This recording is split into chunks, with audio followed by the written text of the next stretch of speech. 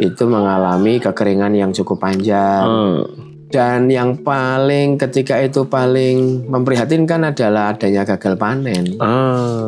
Ada kejadian-kejadian fakta yang ketika itu ada saksinya diceritakan bahwa gua ini pernah dipakai untuk bunuh diri seseorang dan sebagainya gitu ya.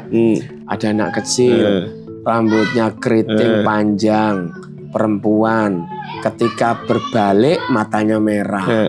Kondisi 11 bulan tanpa hujan, tapi kok di sekitaran mulut gua masih hijau. Mulai padang itu kan kelihatan itu, air kemelicir itu.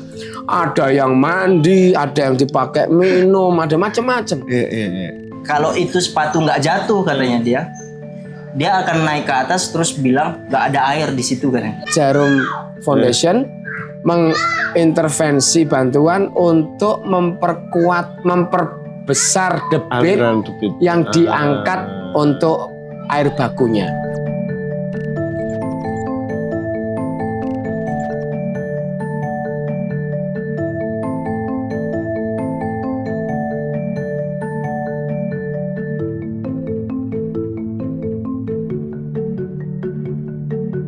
Sobat Kacer, saya sudah bersama dengan orang yang selalu disebut oleh Pak Slamet. Beliau adalah Gus Yayan. Selamat sore Gus Yayan. Selamat sore. Beliau adalah sosok yang saya pikir bisa banyak bercerita juga bagaimana air di Gua Jomblang itu bisa dinikmati oleh ribuan jiwa di Gendayakan. Beliau ini bukan saja sosok kiai atau tokoh agama, tapi beliau itu sejak muda itu juga bergelut di dunia pecinta alam, bahkan sebagai ketua Mapala. Jadi nanti kita akan banyak ngobrol bagaimana Gus Yayan nih gitu kan, mempertemukan antara sesuatu yang spiritual, imaterial, tapi juga dengan teknologi, dengan logika, dengan sesuatu yang harus diperhitungkan dengan matang. Begitu ya Gus ya? Ya, Gus Yayan, pertama-tama gimana Gus Yayan bisa berinteraksi dengan masyarakat Gendayakan? Ya, tentu ada asal muasal awalnya. Ketika itu kita sudah tahu bahwa sebetulnya tempat saya kan cukup jauh dari sini ya. 3 jam kita perjalanan kendaraan dari sini ke tempat saya di Sragen. Kemudian tentu kabar itu datang pertama dari teman. Ada teman rumahnya Tirtomoyo, wilayah Wonogiri juga, namanya Gus Asrori Idris. Itu yang pertama kali mensonding kabar ke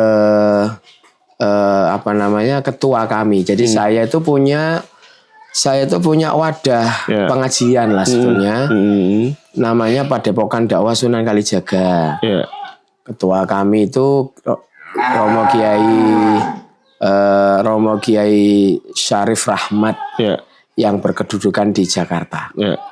Gus Rory ini salah satu jaringan jamaah kita. Nah, Gus Rory ini yang tadinya langsung laporan ke pihak ketua kami Pak Kiai Syarif untuk mengabarkan bahwa di wilayah Wonogiri, terkhusus di wilayah Parangkupito, itu ketika tahun 2019 itu mengalami kekeringan yang cukup panjang. Kalau ketika itu saya masih ingat, Mas, 11 bulanan lah tanpa hujan. Dan siklus itu sebetulnya secara periodik terulang. Pas itu terjadi.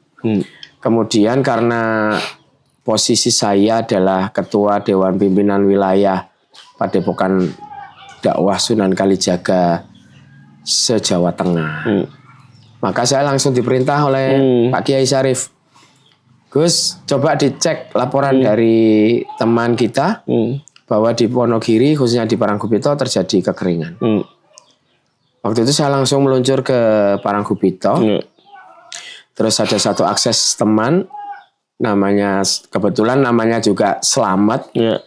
Namanya Slamet, tapi saya panggilnya Cak Slamet karena beliau ini dari Madura yang sudah mukim di Parangkupito cukup lama. Melalui beliau saya tanya, wilayah yang paling terdampak di mana. Beliau kemudian menunjuk Gendayaan. Jadi saya minta diantar ke sini, tapi dijujuknya tempatnya Pak Slamet dulu, Mbak Slamet tadi. Dijujukkan ke situ, terus diantar Mbak Slamet untuk keliling ketika itu. Keliling untuk melihat keadaan yang ada di wilayah Gendayaan ketika itu. Memang betul wilayah sini yang paling terdampak. Karena kondisinya memprihatinkan. Kami sempat berhenti di sawah, ketemu sama petani-petani, kemudian kita sempat bincang-bincang santai gitu, kemudian beliau ini berkeluh kesah tentang keadaan 11 bulan terakhir ini, yang tentu kekurangan air, kemudian untuk kebutuhan harian air itu tidak mencukupi, kalaupun ada harganya mahal. Dan yang paling ketika itu paling memprihatinkan adalah adanya gagal panen. Karena cukup panjang, mereka tidak bisa bertani. Akhirnya kalaupun memaksakan bertani ya gagal panen. Nah awalnya itu sebetulnya. Dari jalan-jalan kami itulah yang kemudian akhirnya jadi catatan-catatan saya yang kemudian saya laporkan ke Jakarta gitu, Mas Agung. Awalnya seperti itu. Ya, jadi Sobat Culture, kalau tadi Sobat Culture dengar ada suara sapi di tahun 2019 mungkin suara itu nggak ada. Karena tadi itu sekarang warga bisa menikmati air. Nah, tapi dari proses awal mula bukan ditemukan ya, Gua Jomblang itu Gus Yayan tahu ada airnya sampai kemudian naik, itu ternyata prosesnya juga tidak serta-merta kemudian mudah.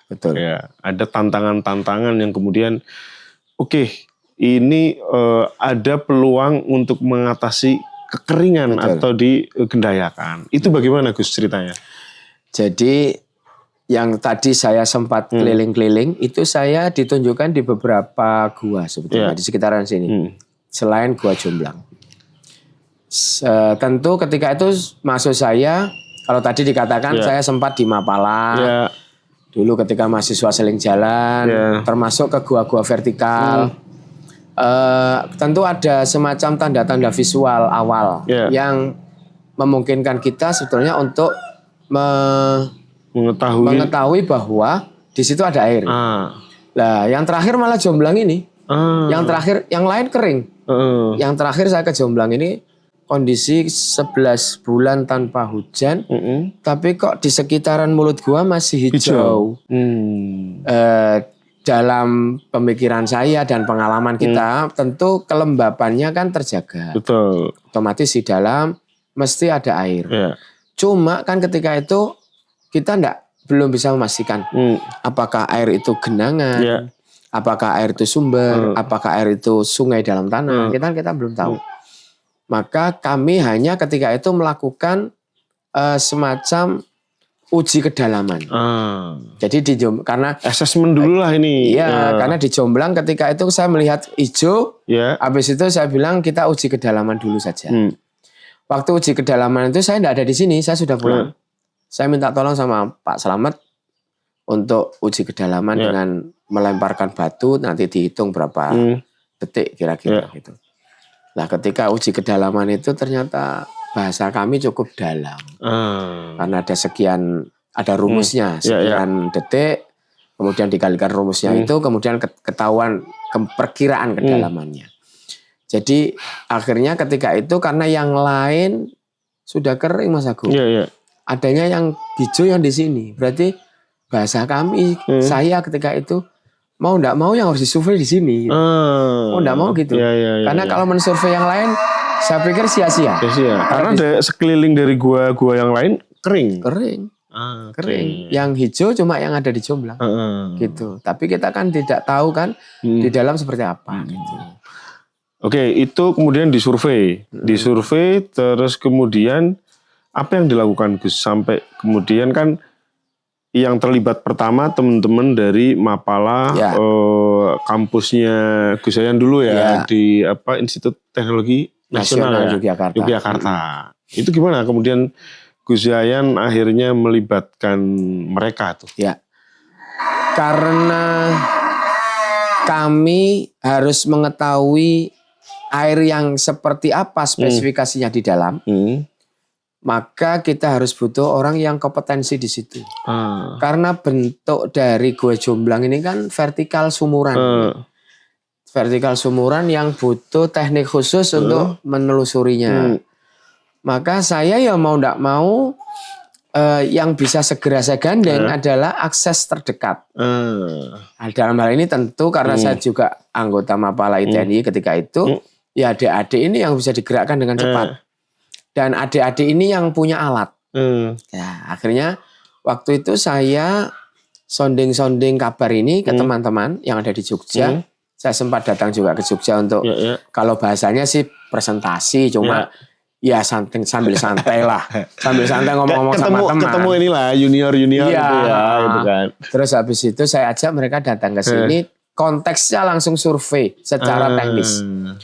Jadi konteksnya di survei pertama kami turunkan tim dari adik-adik yang ada di Jogja hanya untuk memastikan bahwa air di dalam itu ada dan spesifikasi airnya kayak mana. Hanya itu dulu. Nah, di dalam proses itu ketika itu bahasa saya ini perintah senior ke junior sebetulnya gitu Mas Agung. Jadi mereka nggak bisa menolak. Pokoknya bawah tali, bawa alat ke sini ke Gendayaan, terus survei. Waktu itu kebetulan teman-teman yang cukup expert, cukup ahli di gua, di caving itu ikut. Nah, di survei pertama itu terus terang kita terkendala karena informasi awal kurang. Informasi secara teknis guanya. Jadi tentang kedalamannya kan kita enggak bisa perkirakan ketika itu. Hanya perkiraan kasar lah. Dari menjatuhkan batu tadi itu. Iya, perkiraan kita mungkin tidak sampai 100 meter. Perkiraan kita. Maka ketika itu kita cuma bawa tali satu, panjangnya yang paling panjang itu 100 meter dan tali-tali yang lain itu rigging untuk lintasan yang lain. Yang 100 meter ini kita juntai ke dalam dan kita kirim orang. Singkat cerita ada satu teman adik junior yang turun itu ternyata memastikan sudah sampai di ujung talinya belum ground. Talinya masih di tengah. Bahkan dia memastikan sekitar kurang 25-an meter sampai di ground. Padahal tali itu sudah 100 meter. Masih dalam sekali. Iya. Jadi akhirnya waktu itu kami kan enggak bawa tali yang lain. Terus adik ini yang sudah terlanjur turun, kita tarik lagi naik dengan bersusah payah sambil nunggu kiriman tali dari BPBD Jogja. Jadi kita pinjamnya kemana? Ke BPBD Jogja. Jauh banget? Iya, karena di sekitar sini enggak ada. Mereka yang punya tali panjang 200 meter. Ada tim yang ke sana, yang di dalam naik. Gitu sampai berapa menit, Gus? 3 jam. 3 jam itu bahasa kami itu single roof teknik SRT-an Jumaringan. Oh, yang dia ini pakai Jumaringan gitu. Karena cukup panjang 3 jam. Dan itu bahasa mereka itu kalau seandainya bukan perintah senior ya enggak mau ini. Kalau ada bukan perintah senior enggak mau gitu. Jadi kayak perintah gitu. Senior. Jadi kita waktu itu Mas Agung kita nunggu 1 hari 1 malam lagi untuk kiriman tali untuk datang ke sini, tali baru yang 200 meter dari BPBD. Masuk lagi baru besoknya. Lah, ketika masuk itu Mas Agung sampai di ground. Waktu itu sekitar 3-4 orang ya yang ada di ground di titik 110 meter. Ketemu ketinggian kedalamannya? Kedalaman di titik 110 meter itu belum ketemu air. Kemudian ada celah yang bisa ditelusuri, tapi kita kan belum tahu ini penelusuran seberapa panjang. Ada celah yang bisa ditelusuri, kita koordinasi gimana Bang ini kita masuk enggak? Masuk saya bilang itu. Perintah senior. Masuk dan itu enggak bisa berdiri. Jadi jalannya jalan bebek, jalan jongkok. Enggak bisa berdiri, jadi terbatas ketinggiannya. Sebagian merayap. Sampai di satu titik terhalang batu besar.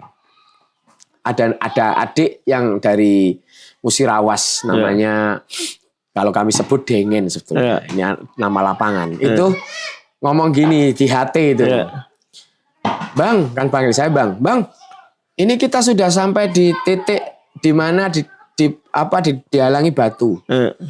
Terus kamu bisa dengar ndak ada air, saya bilang gitu.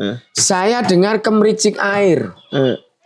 Tapi saya ndak tahu airnya kayak mana. Tapi ini kemericik, Bang. Habis saya bilang gitu. Bongkar ngen, saya bilang gitu. Bisa nggak dibongkar? Candaan dia. Apa sih yang ndak untuk senior? Candaan dia gitu. Apa sih yang ndak untuk senior dan apa yang ndak bisa kita lakukan? Bongkar ngen, saya bilang gitu. Dibongkar akhirnya, dibongkar batunya, dibuka, hanya cukup masuk satu orang, satu badan. Terus penelusuran kembali, ketemulah di situ titik sumber kecil, tapi ada beberapa. Kalau dalam visual videonya, karena ketika itu dari awal kita turun itu kita sudah nurunkan video, seseorang cewek ini bahkan, namanya Mochi. Adik saya di Mapala, lagi studi S2 di UGM. Saya ajak ke sini karena dia itu punya peralatan lengkap untuk fotografi dan sebagainya. Itu lengkap, tak suruh bawa turun. Dia pun ikut turun, memvideokan itu. Akhirnya kami memastikan bahwa ini yang kita temukan adalah aliran air. Jadi bukan sumber yang kecil sebetulnya, tapi ada beberapa sumber yang kemudian jadi aliran air. Nah, itu yang kami temukan. Dan hanya sebatas itu, terus tim saya tarik, kita kemudian mengevaluasi di kampus di Jogja ketika itu. Jadi kita di survei pertama, kita memastikan menemukan aliran sungai bawah tanah dengan debit yang ketika itu minimal masih mengalir. Ketika sudah 11 bulan tanpa hujan kemarau, masih mengalir. Jadi kemungkinan ini kalau hujan, gede nih debitnya. Harus ada yang ngelakuin. Kita tahu ada airnya di dalam, harus ada yang berani untuk explore. Maksudnya apa ya? Ngambil airnya lah kayak gitu. Harus ada yang berani ngambil airnya. Di 100 meter tali pertama itu, yang mereka nggak sampai ground itu. Jadi ceritanya mereka dua orang ini udah terlalu lelah di dalam itu, sampai ada keinginan untuk nggak lanjut ke dalam. Jadi si Botek itu, saya dengar ceritanya dari pelakunya ya. Jadi Botek namanya. Botek itu nama aslinya Imam Amarizami, anak NTB dia. Dia anak NTB.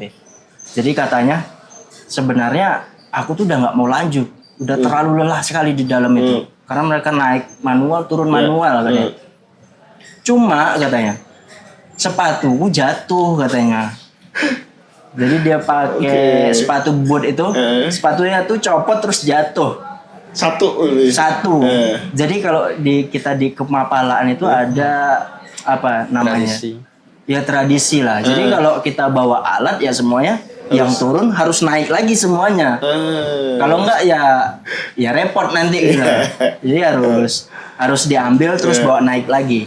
Sebenarnya kalau itu sepatu nggak jatuh katanya dia akan naik ke atas terus bilang nggak ada air di situ katanya. Rencananya tuh kayak gitu. Cuma karena ini sepatu jatuh, mau nggak mau, ya dia harus ngambil lagi sepatunya yang jatuh itu. Jadi ya cukup unik sih itu. Jadi cerita itu ya unik sekali sih menurut saya tuh. Kalau nggak jatuh aja itu sepatunya, ini bakti sosial Gendayaan ini nggak ada nih. Nggak ada. Masyarakat mungkin nggak akan menikmati air itu. Nggak ada. Ini program Gendayaan ini nggak ada nih. Jadi cuma perkara sepatu itu. Jadi cukup unik ceritanya. Bang Kotak mana gitu. Langsung nyariin Bang Kotak, terus intonasinya udah kayak gitu kan. Ada apa nih gitu. Terus tak kasih Bang Kotak, tak kasih Gus Yayan kan. Bang, yang dari bawah mau ngomong kan. Terus ceritalah yang dari bawah tentang kejadian-kejadian yang di luar nalarnya mereka.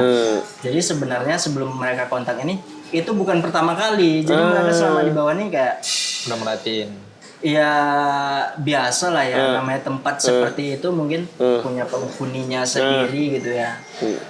Akhirnya teman-teman udah mulai jenuh atau gimana, ngontak Bang Kotak ke atas, minta tolonglah ini dikondisikan atau gimana gitu ya.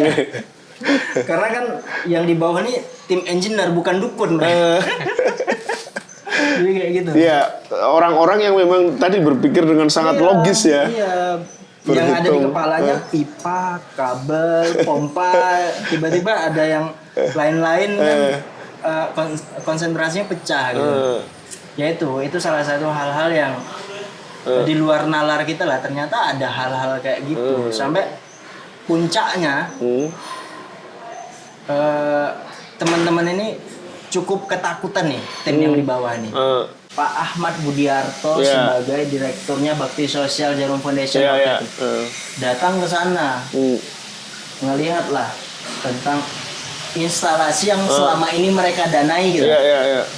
Terus akhirnya singkat cerita Pak Ahmad Budiarto ini terenyuh lah ceritanya tuh dengan tim-timnya terenyuh bahwa dengan kebutuhan masyarakat yang sekian banyak, instalasi dan dengan instalasi yang nggak sustain ini, kalau mereka mau tinggal kayaknya kurang elok gitu. Akhirnya muncullah dari foundation, kita harus bikin sistem yang sustain. Dari situ berkembang lah.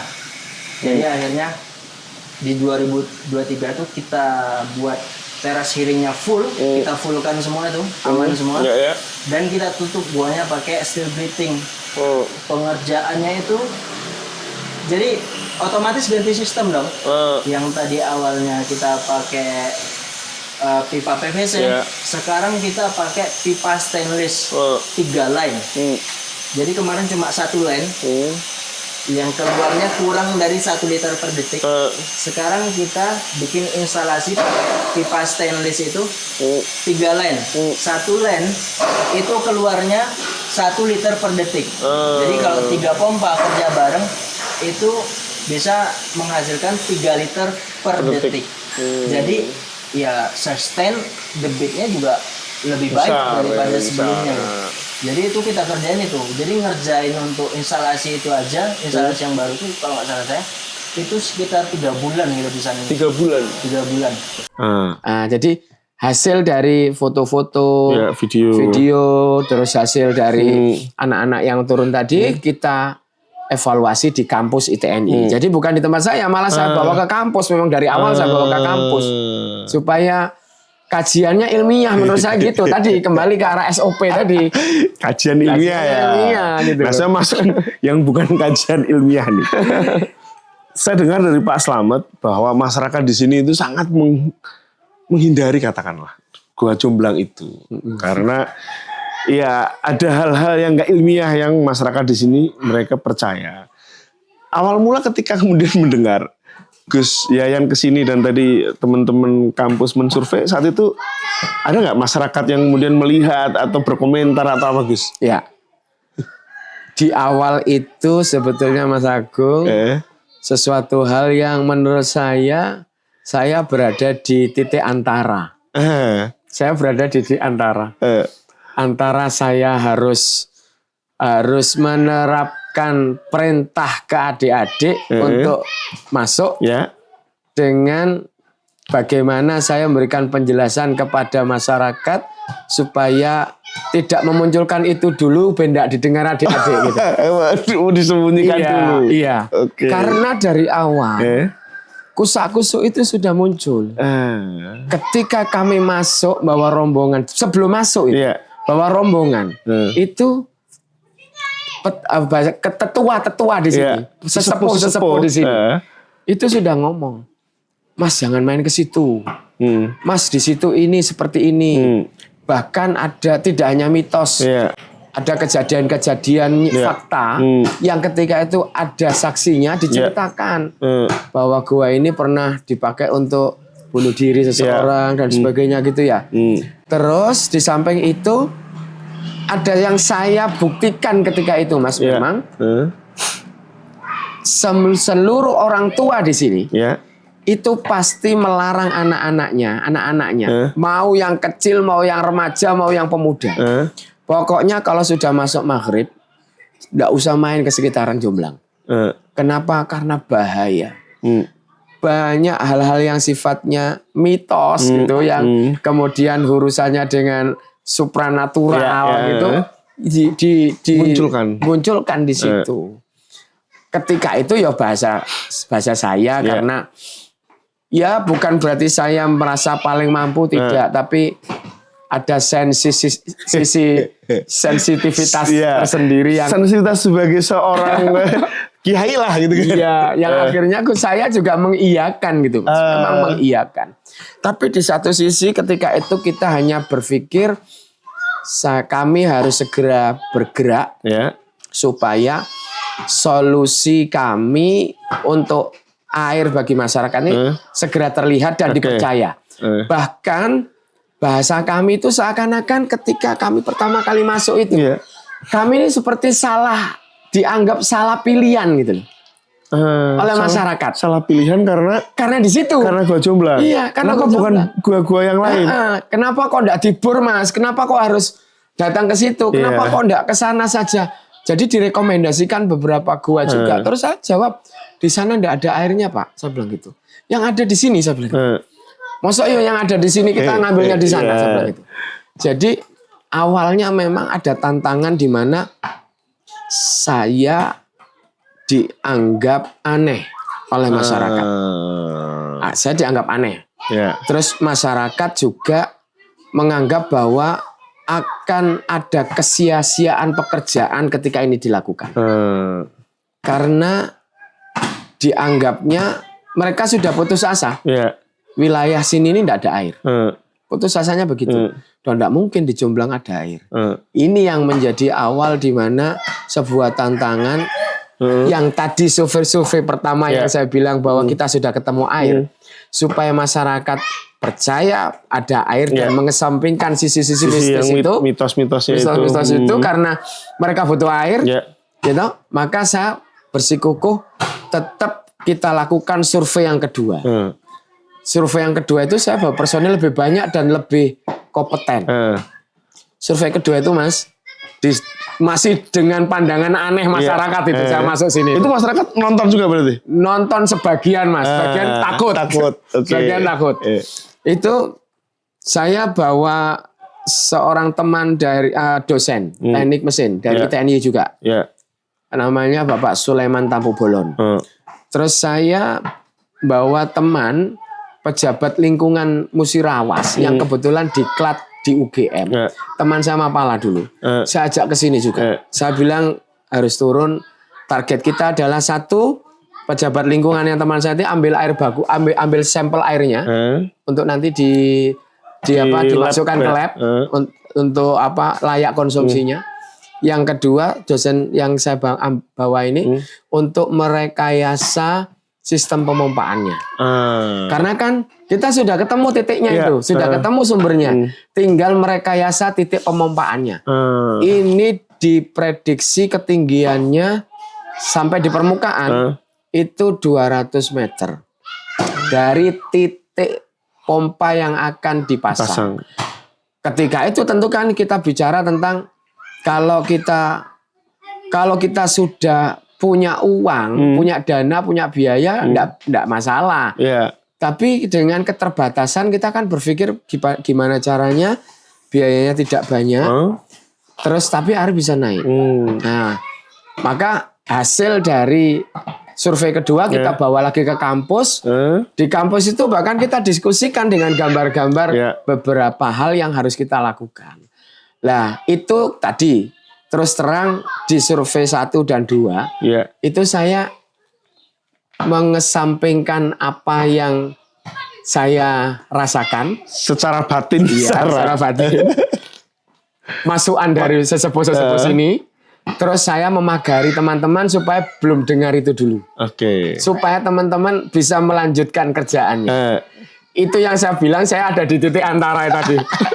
Gitu aja, Gus. Ini kalau dibilangin ke mereka, pasti mereka jadi mikir. Iya, gitu loh.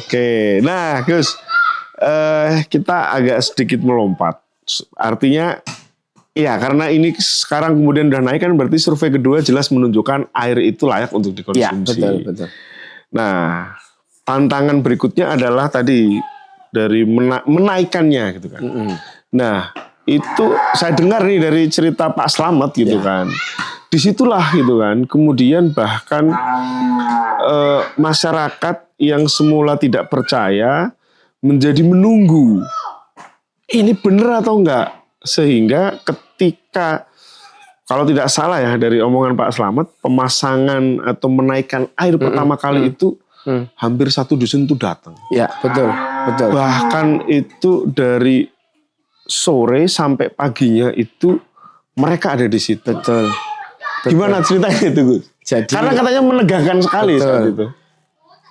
Waktu itu kalau kita di posisi titik terakhir ya, pekerjaan kita titik terakhir, itu seminggu sekitar 7 hari. Ya. Dari mulai persiapan awal 2 hari, kemudian masuknya itu 5 hari.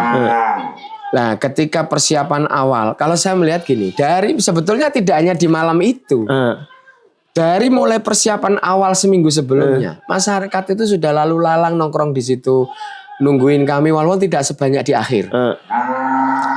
Kalau bahasa saya, mungkin ada beberapa alasan mereka ya.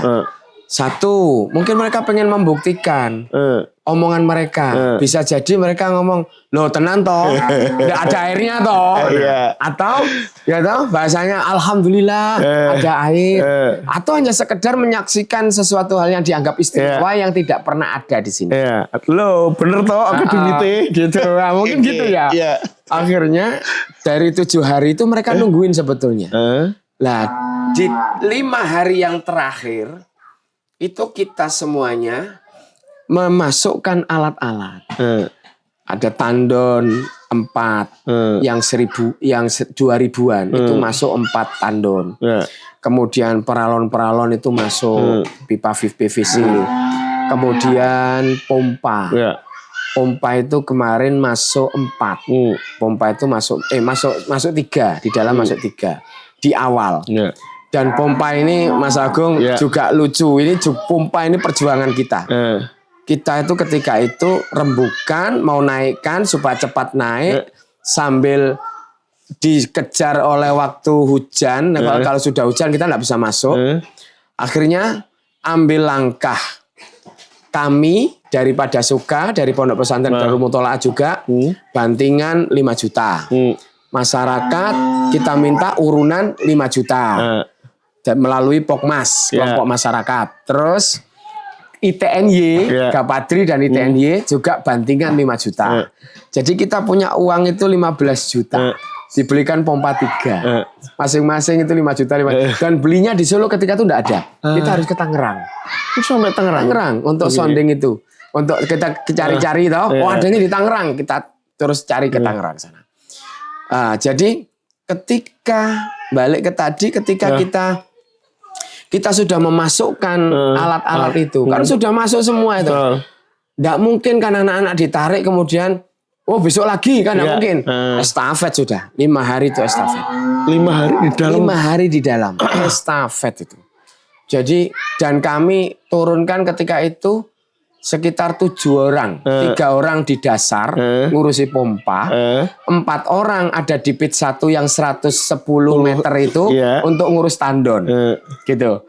Jadi 2 tim ini dipecah. Nah, kemudian di hari pertama mereka masih sehat lah. Kedua mereka masih sehat. Hari ketiga ini apa yang diomongkan orang-orang itu terjadi, Mas. Mohon maaf ya bahasanya. Ini bahasa kita itu kita mengungkap sedikit bahwa memang ternyata ketika sesepuh sini tidak boleh ke situ, cerita-cerita tentang mitos-mitos itu digaungkan di sekitaran Gua Jomblang itu malam itu di hari ketiga muncul. Teman-teman itu bercerita begini, 3 orang yang ada di dalam itu itu sudah dengar kecipak-kecipak yang aneh gitu. Semuanya dengar? Semua dengar. Jadi kan di dalam itu ada, kalau bahasa kita ada sam, ada genangan. Genangan yang sebatas dada itu, yang cukup panjang, panjangnya 15 meter, lebarnya 1,5 meter. Yang tempat pompa dipasang itu sudah ada kecipak-kecipak aneh. Ada audio yang muncul, ketawa-ketawa yang bukan ketawa mereka. gitu. Dan mereka saling bengong gini, saling bengong lihat-lihatan. Gitu. Nah, disitulah di hari ketiga setelah masuk ini, yang di dasar itu sudah ngomong, ada teman namanya Malolo itu sudah ngomong, kita ini sudah tidak sehat. Ngomong gitu, tidak sehat secara psikis kita. Karena 3 hari di situ terus. Di situ terus. Coba bayangkan keadaan basah loh Mas. Basah, baju mereka basah, dingin di situ dan tidak naik-naik. Habis itu kita ini tidak sehat sudah. Kita ini kondisinya sudah gampang kerasukan ini. Nah, ada salah satu dari kita kerasukan nanti gimana katanya? Nulungnya piye? Sudah akhirnya diputuskan. Kita naik ke P2. Naik ke yang 110 yang urusi tandon tadi. Naik ke sana, kita rehat dulu di sana. Nah, ternyata di P2 itu juga ada kejadian. Kalau yang di P2 malah visual. Malah memperlihatkan diri. Kepada dosen yang saya turunkan, yang merekayasa tadi itu. Namanya Pak Sulaiman Tapu Bolon. You know? Yang ya dia percaya hal yang seperti itu. Dia enggak percaya Mas. You know? Apa titelnya aja sarjana teknik, magister teknik, MN loh. Terus ngambil insinyur coba. Kurang gimana otaknya itu ya. Dia enggak percaya dia. Tapi ketika itu dia yang kemudian mengkonfirmasi sama teman-teman. Awalnya ya berani-berani. Cuma ketika sudah dianggap ini mengganggu. Mengganggu kalau bahasa visual dia ketika ditanya apa yang kamu lihat gitu. Dan mereka saling konfirmasi. Ada anak kecil, rambutnya keriting panjang, perempuan, ketika berbalik matanya merah. Itu yang kemudian membuat mereka memutuskan untuk tambah personil. Dan personil yang diinginkan saya yang harus turun. Dan ketika senioritas nggak berlaku ketika itu sudah. Termasuk ada beberapa hal, termasuk nemu ular di dalam itu yang selama kita dari awal Agustus sampai Desember tidak ada apapun di dalam itu. Dalam ketika malam itu nemu ular, nemu hal-hal yang aneh lah. Habis itu teman-teman rapat di dalam koordinasi, terus hati saya bilang begini, Bang, Mas, malam ini Mas harus turun. Kenapa? Saya bilang gitu. Kami lihat ini, kami dengar ini, cerita mereka apa yang saya ceritakan tadi. Harus turun malam ini. Termasuk ularnya sudah saya pegang, saya masukkan ke botol. Ini mau diapakan katanya. Gitu. Habis itu saya bilang, pilihan lain lah. Saya bilang itu, pilihan yang lain. Enggak, Mas harus turun. Soalnya kalau Mas enggak turun malam ini, kami naik, kami pulang ke Jogja. Padahal keadaan tadi toh masyarakat sudah kumpul banyak setiap di sekeliling gua. Iya, setiap hari di teras-teras atas itu loh. Nongkrong di situ, bawa kopi sendiri, ngerokok. Jadi kalau bahasa kita jadi kumpulan-kumpulan nongkrong gitu. Terus akhirnya saya mikir, ini kalau saya ndak ikut anak-anak, ini jadi apa ini saya bilang gitu. Ditertawakan sama tenan Rono loh sih kan gitu. Terus saya bilang, ya sudah, malam ini saya turun, langsung turun. Saya langsung ganti kostum, ya saya terus intinya sampai turun di bawah. Saya di bawah itu sama teman dosen tadi, adik kelas sebenarnya ini bilang gini, Mas di sini fungsinya ndak usah ngapa-ngapain katanya.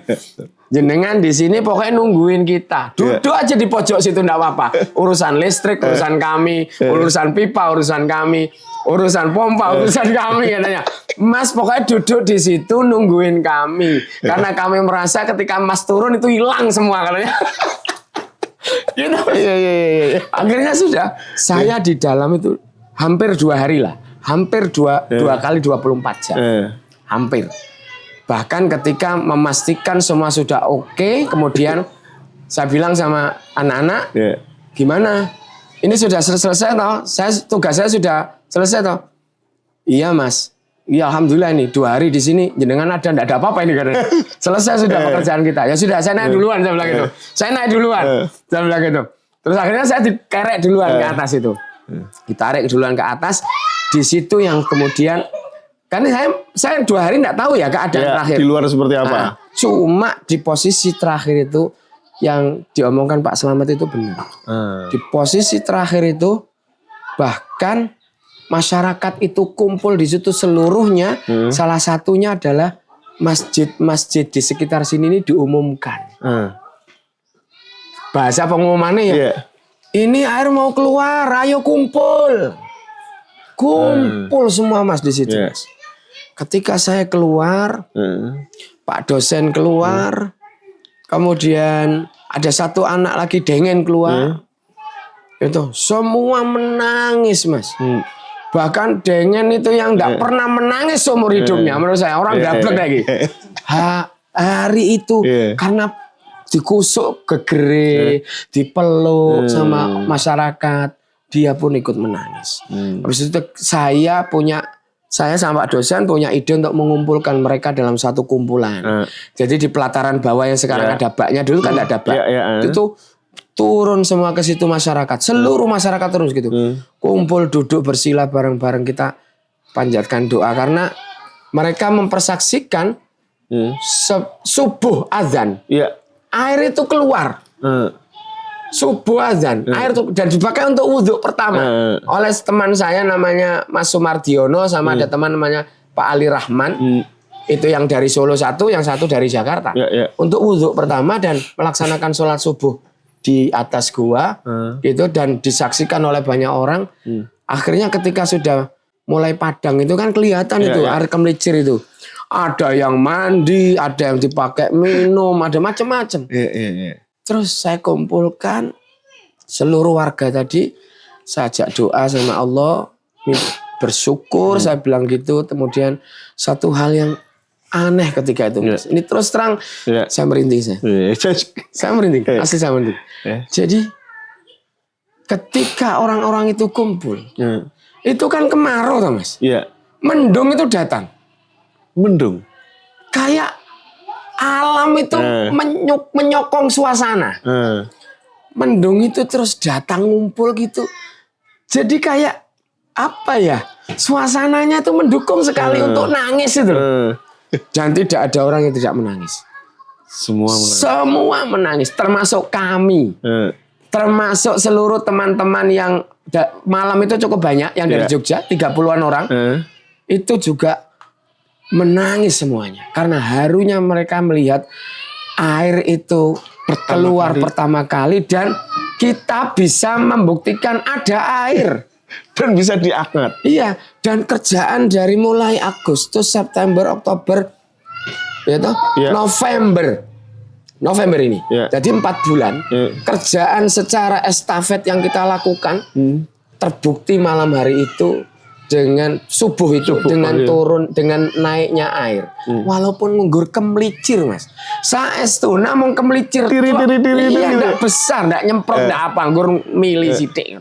Tapi ya ada yang mandi lah, ada yang diminum, ada yang wudhu, ada yang kepalanya dibasah-basahin, macam-macam. Jadi akhirnya disitulah saya pikir dengan kumpulnya banyak orang pun. Kalau saya dengar ya, Pak Slamet yang cerita sama saya selesai naik. Gus, tadi malam kami juga support doa di atas, dipimpin Gus Ali, yang tadi teman saya, untuk mendoakan dari dalam supaya berhasil.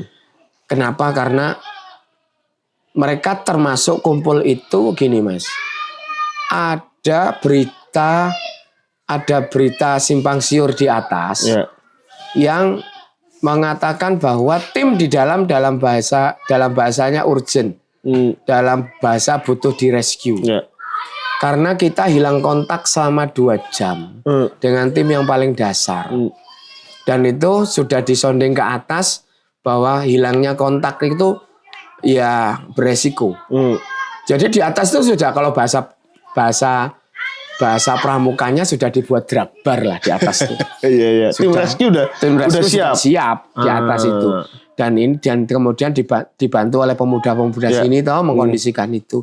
Maka dengan isu-isu itu juga akan terus banyak juga yang datang. Nah, tapi ya alhamdulillah semua baik. Terbukti ya kita ketika sudah air turun, air bisa keluar, kemudian tim semua ditarik satu-satu untuk naik ke atas. Jadi kayak gitu suasana hari ini. Bisa dibayangkan lah. Tadi Pak Slamet cerita di atas itu dia juga sampai terharu gitu kan. Saya juga merinding gitu kan. Membayangkan suasana di situ karena itu bukan sekedar hanya setetes air yang menetes. Iya. Itu kayak jadi harapan dari sekian puluh tahun masyarakat di sini kesulitan air. Bagaimana mereka jalan sampai 10 jam ya, Pacitan itu 10 jam hanya untuk mendapatkan air yang sebagian itu habis di tengah jalan untuk mereka minum. Betul. Nah, Gus, setelah kemudian air itu naik dan jadi harapan baru, terus komunal ya. Betul. Dan itu sampai kemudian sekarang lebih dari 2.000 jiwa ya, yang semula 4 dusun jadi sekian banyak dusun. Gus Yayan melihatnya seperti apa? Yang masyarakat sebelumnya bahkan pesimis gitu kan, takut. Betul. Sampai kemudian mereka ya benar-benar manfaatkan air di Gua Jomblang itu. Ya, disinilah sebetulnya peran Bakti Sosial Jarum Foundation yang akhirnya menjadikan sesuatu hal yang tadinya hanya pembuktian air itu ada, kemudian bisa sampai bermanfaat sejauh ini. Karena tadi kan saya cerita di awal memang kita swadaya, 15 juta yang kita punya itu pun urunan dari masing-masing yang tadi saya sebutkan. Ketika saya ke Jakarta yang saya di Tangerang itu, di situ saya kenal dengan Pak Budi Darmawan. Pertama kali kemudian saya sempat mensondingkan kabar ini, kemudian beberapa kali sempat kemudian dimatangkan rencana itu, dibicarakan dengan Bakti Sosial, terus akhirnya di tahap pertama dibantu untuk, karena kita sudah punya pompa, itu untuk reservoir di atas gua, sama untuk bak distribusi yang di atas bukit, yang nanti untuk 4 dusun. Nah, jadi dan dengan tambahan 1 pompa lagi yang untuk dari reservoir ke bak yang di atas, ya, yang untuk distribusi. Jadi disitulah perannya. Artinya ketika itu kita tidak muluk-muluk sampai seperti sekarang. Kita hanya berpikir bahwa setelah air itu bisa naik, ditampung di atas gua, kemudian bisa naik ke atas bukit, bisa distribusikan, kita buat titik-titik komunal di mana titik-titik komunal itu nanti orang akan datang ke situ untuk mengambil. Yang selama ini pemahaman kita, mereka ngambilnya kan jauh. Ini di perempatan itu ada. Kita buat sampai di titik-titik perempatan. Jadi mereka datang bawa sirigen. Tapi ya saya memberikan pengertian juga dari awal kepada masyarakat melalui Pak RT. Saya mohon diberi pengertian bahwa air ini tidak gratis, saya bilang. Karena menaikkan itu pakai listrik. Maka ya harus ada bagaimana sistem untuk bisa membeli pulsa itu. Jadi itu dirembuk sama Pak RT lah, gimana caranya. Tapi pada intinya di awal itu yang 4 dusun itu memang hanya di titik perempatan yang orang datang seperti orang-orang yang dulu. Iya, zaman dulu lah datang ke beli atau apa bareng-bareng. Lah cuma sondeng kabarnya sama saya itu yang cukup menggembirakan. Tidak hanya desa Gendayaan yang datang.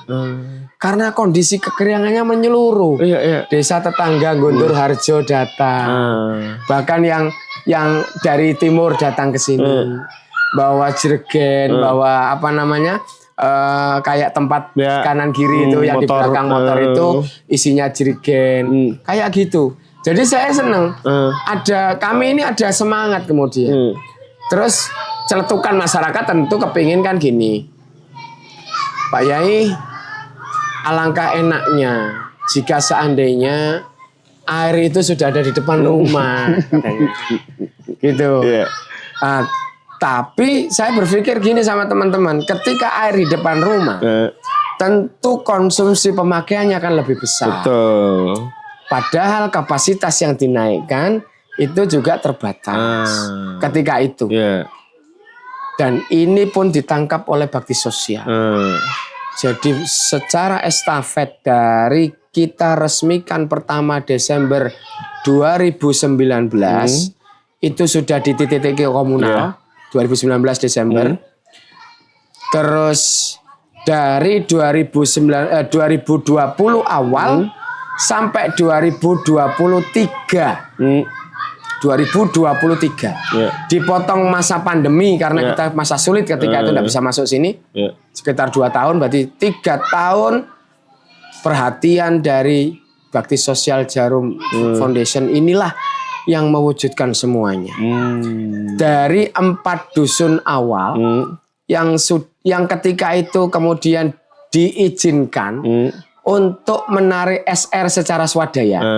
Jadi kalau narik SR itu sambungan langsung sambungan rumah sampai di rumah. Yang saya bahasanya ketika itu kalau mau sambungan rumah Pak, silakan modal sendiri, beli volumeter sendiri, beli peralon sendiri. Nanti silakan, enggak apa-apa. Nanti yang penting dikelola oleh Pokmas. Akhirnya semua pada pasang di sektor 4 ini, 4 dusun ini. Akhirnya kan merasakan enaknya, toh Mas. Merasakan enaknya. Lah, sembari ketika itu Jarum Foundation mengintervensi bantuan untuk memperbesar debit yang diangkat untuk air bakunya. Itu selesai di 2023 sekaligus menarik main pipe pipa utama sampai di 7 dusun terakhir. Jadi ada 11 dusun yang sudah terairi ketika itu. Yang 7 itu pipa utamanya sampai di 11 dusun. Sampai di 7 dusun terakhir. Sama prosesnya. Ya, saya pikir ketika itu lebih mudah. Saya bilang ketika ada yang ngomong-ngomong tentang bagaimana fasilitasi selanjutnya, jenengan tinggal ngomong saja, tanya saja sama yang 4 dusun. Kan sudah ada, tinggal tanya aja prosesnya kayak mana gitu. Akhirnya titik sekarang ini Mas, alhamdulillah laporan terakhir itu lebih dari 50% dari 7 dusun itu sudah SR. Yang lain on the way. Mudah-mudahan secepatnya. Dan ini mereka pure swadaya.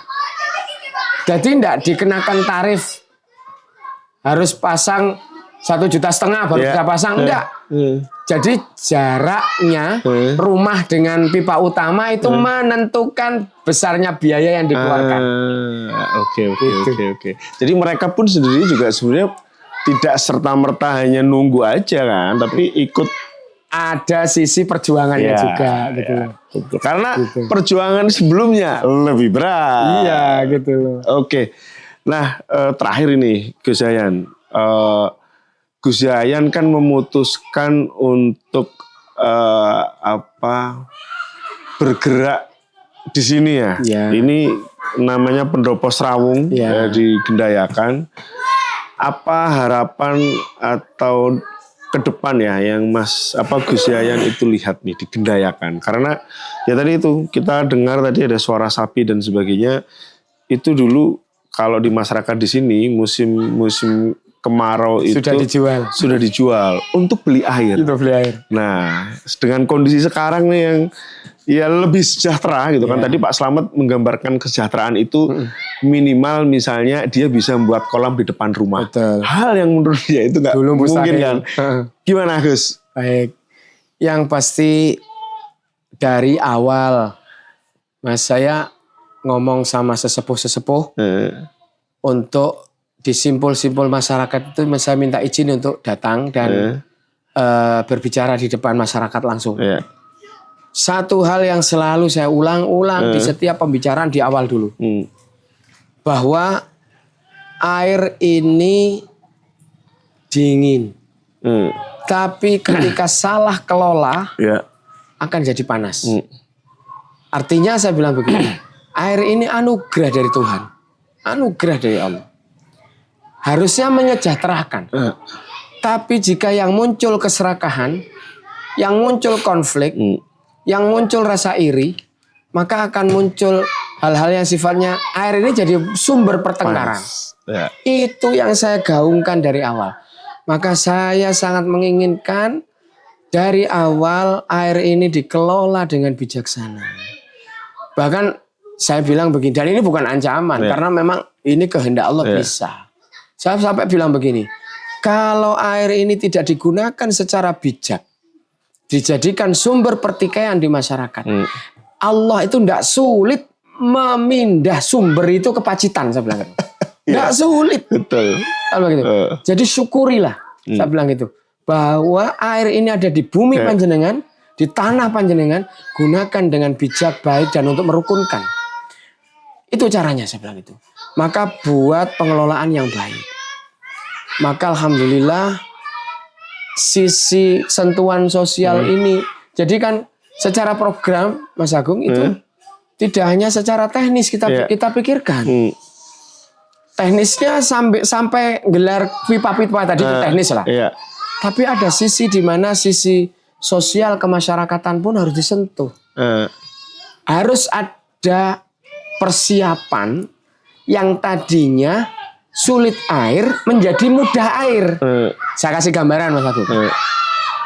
Nek tadinya sulit air, mereka ngirit. Tidak mungkin mereka cuci motor di depan rumah. Ya toh? Tidak mungkin. Tapi ketika air ini sudah saya gini, ya ada sisi kadang mereka ini melakukan sesuatu hal yang dilihat orang tidak layak gitu loh. Sudah tahu air itu sulit, walaupun itu nanti dibayar-bayar mereka sendiri, terus dibuang-buang, dicuci dan sebagainya. Jadi hal yang tidak enak hati, akhirnya bertengkar. Itu yang saya soroti dari awal, bahwa persiapan sosial masyarakat ini harus disiapkan. Maka saya mohon memang kepada ketika itu kepada pihak Pokmas, awalnya kepada pihak Pokmas untuk mengelola air ini dengan baik. Yang kedua, saya sounding juga kepada pihak pemerintah desa. Saya bilang bahwa air ini Pak tidak hanya bisa membuka seseorang mendapatkan fasilitas yang lebih mudah dalam kebutuhan hariannya. Tapi ada sisi-sisi gerak ekonomi masyarakat yang bisa dimunculkan.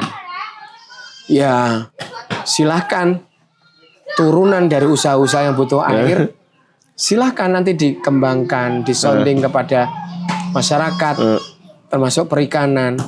Bahkan ketika itu saya masih ingat mantan kepala desa namanya Pak Heri Sutopo.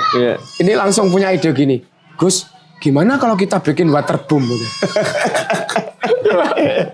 Kan kita sudah punya air sendiri gitu ya. Saya pikir saya ngomong gitu, bagus Pak idenya, tapi jangan sekarang, saya bilang. Idenya bagus Pak, tapi jangan sekarang, saya bilang gitu. Jadi sampai kayak gitu. Dan sekarang terbukti tidak hanya Pak Slamet. Saya yakin tidak hanya Pak Slamet, karena saya melihat di beberapa tempat sudah mulai terbuka pemikiran. Kalau mohon maaf, kalau saya tuh dulu sering tanya gini, Pak, di sini pemudanya kok enggak ada ya, sedikit. Oh Pak Yai, pemudanya keluar kota, keluar desa. Kenapa Pak? Ya nyari duit gede katanya. Di mana? Di Solo, di Jakarta, di Semarang. Terus di sini ya tinggal yang manula-manula ini katanya. Saya mikir kok desa ditinggal pemuda itu ya udah kreatif toh. Betul. Akhirnya saya ngobrol waktu itu sama Mas Eko, tokoh pemuda, sama Mas, sama belakang sini juga ada tokoh pemuda. Saya bilang gini, ayolah kita buat sebuah usaha ekonomi produktif yang menjanjikan hasilnya, supaya pemuda-pemuda ini tertarik untuk tetap berada di desanya, untuk termasuk tentang kegiatan-kegiatan yang menyenangkan. Saya bilang gitu. Jadi itu yang saya dorong, Mas Agung. Itu yang saya dorong. Termasuk dengan hadirnya pendopo ini. Jadi akhirnya karena alasan tadi ada sentuhan sosial kemasyarakatan, akhirnya saya idekan setiap bulan sekali saya hadir di sini untuk pengajian keliling. Keliling itu dari satu kampung ke kampung yang lain. Itu 1 bulan sekali. Kemudian pendopo ini kita gunakan untuk, karena kita sebut Serawung, base camp utama kita dan masyarakat untuk berembuk apapun, melakukan kegiatan apapun. Bahkan ya kalau bahasa saya, ide-ide itu muncul dari sini. Ide-ide lanjutan tuh muncul dari sini. Dan ini memang secara aset, ini asetnya Padepokan Dakwah Sunan Kalijaga. Cuma diserahkan ke masyarakat secara keseluruhan supaya kita ini termasuk saya juga punya alasan. Ketika saya datang ke sini ada jujukan. Ada jujukan. Biasanya kalau saya duduk di sini biasanya orang pada datang. Terus ngopi kita, ngobrol tentang perkembangannya bagaimana. Ada ide-ide baru. Nanti dieksekusi di pertemuan yang akan datang. Biasanya begitu. Jadi pendopo ini namanya pendopo Serawung memang untuk Serawung. Untuk kumpul gitu. Dan ini memang asetnya Padepokan Dakwah Sunan Kalijaga yang kemudian diserahkan ke masyarakat supaya dimanfaatkan dengan baik. Oke, Sobat Culture, wah ceritanya ini nggak akan selesai nih kalau sehari semalam. Tapi nanti kita sambung lagi obrolan tentang Gendayaan mungkin di lain waktu. Karena ya ke depan tadi seperti dikatakan oleh Gus Yayan ada banyak hal yang akan dikerjakan di sini. Sampai ketemu lagi di Culture Shock selanjutnya.